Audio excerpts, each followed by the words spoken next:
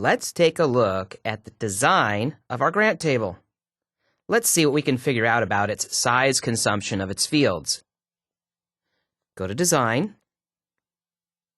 and the first field is a char 3. How much space does a char 3 take up? 3 bytes. Let's see what it's going to tell us about this nvarchar 50. It says 100 bytes. Well, if we don't fill it, it won't take up that much. That's just the maximum it'll take. How about an integer? The integer takes up 4 bytes. All right, how about a small money? That also takes up 4 bytes. So we can predict 3 out of 4 of these fields and exactly how much data they will take up before we even put data in them. The only one we don't know exactly how much each row is going to consume is the one that has the variable number of characters. That we'll have to calculate after we put data in the table. Okay, so let's calculate what we do know. We know the header takes up 4 bytes. We know the fixed length data takes up 3 plus 4 plus 4, or 11 bytes.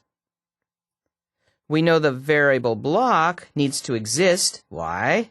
Because we do have at least one variable length data field in this table. So it's going to take up 2 bytes for the creation of the variable block, plus 2 bytes for each piece of variable length data, and we have one of those fields. Therefore, the variable block will take up 4 bytes. Variable data itself? Well, we're going to have to get some data to figure out the exact consumption.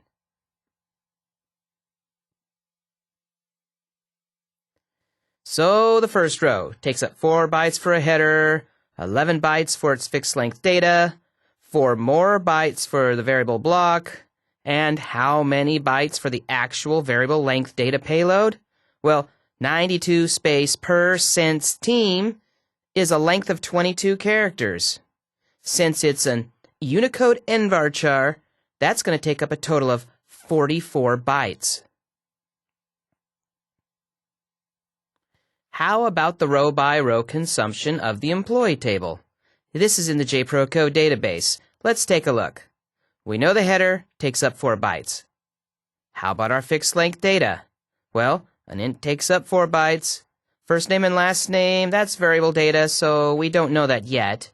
But date time always takes up 8 bytes. The next 2 integers each will take up 4 bytes. And the status field is a char 12, that's fixed length, taking up exactly 12 bytes since it's not Unicode. So your fixed length data payload for each record is 32 bytes. How about the variable length data? If we have any of these fields, we need a variable block which starts off with 2 bytes. Now we're going to count how many variable length fields we have, and there's 2 of them, each taking up 2 additional bytes.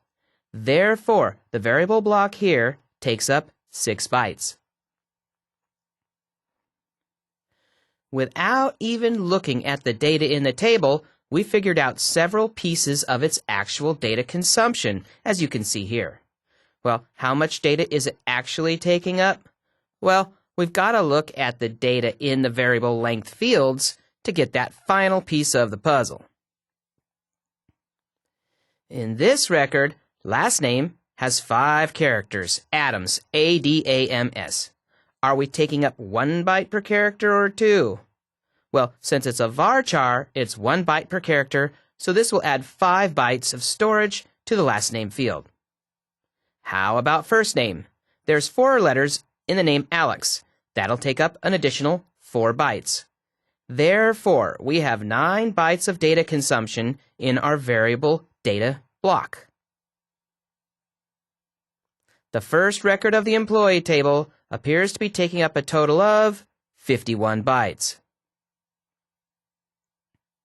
Back to the room chart table, where of course we have a 4-byte header, 7 bytes of fixed-length data, a 4-byte variable block, and then an unknown amount for the variable length data payload. Until we look at the records, we feel pretty much done and comfortable with our data consumption calculations. But that's kind of an oversimplification because there's one more calculation that we need to deal with called the NullBlock. how do we calculate how much data is allocated to calculating the size of nulls versus non-null values for nullable data types? In the data portion of your row, right after the fixed data, is a calculation we're going to have to perform for what's called the NullBlock. Exactly how much space does your NullBlock take up?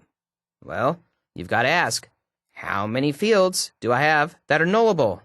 If I have any at all, boom, the NullBlock is going to have to keep track of my fields. Then, you have to calculate how many fields you have in your table.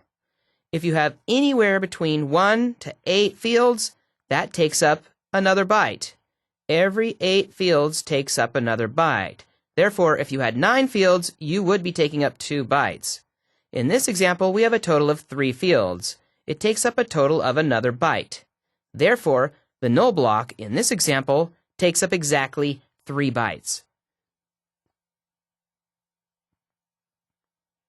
Let's do the full-scale calculation of the data consumption of a row in the grant table. The header takes up 4 bytes. The fixed data here consists of a char3, which takes up 3 bytes, an int, which takes up 4, and a small money, which also takes up 4. Therefore, our fixed data payload is 11 bytes. The NullBlock, do we have any nullable data? If yes, well, then the NullBlock needs to keep track of the fields in our table. How many total fields do we have? 4. Okay, that's between 1 and 8. Therefore, it's going to take up an additional byte in the NullBlock. Our NullBlock is now 3 bytes. The variable block, do we have any variable length data fields? Yes, we do right here. The creation of the variable block has happened, and it takes up 2 bytes just to create it. And then an additional 2 bytes for each data field we have that's variable length data types. Since we only have 1, our total size of our variable block is 4. The variable length data? Well, we're going to have to see the records to know that one. Let's look at the 5th grant. And we see the Big Six's foundation %, which has a length of 19 characters. Is that 19 bytes or is that more? Well, it's Unicode, nvarchar. Therefore, it takes up 38 bytes. So this record has 38 bytes dedicated to the variable data payload.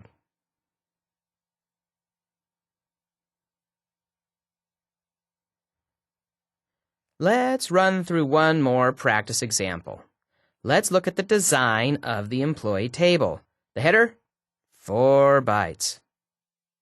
The fixed data payload, well, we have an int taking up 4 bytes, a date time taking up 8, another int taking up 4, another int taking up 4, and then a char12, which takes up 12 bytes. Therefore, our fixed data payload is 32 bytes. How about the NullBlock? Do we have any nullable fields? Well, we got quite a few of them right here. The very fact that we have some means we're going to have to track all the fields in our table. How many total fields do we have in this table? We've got more than 1, and up to 8. We have 7.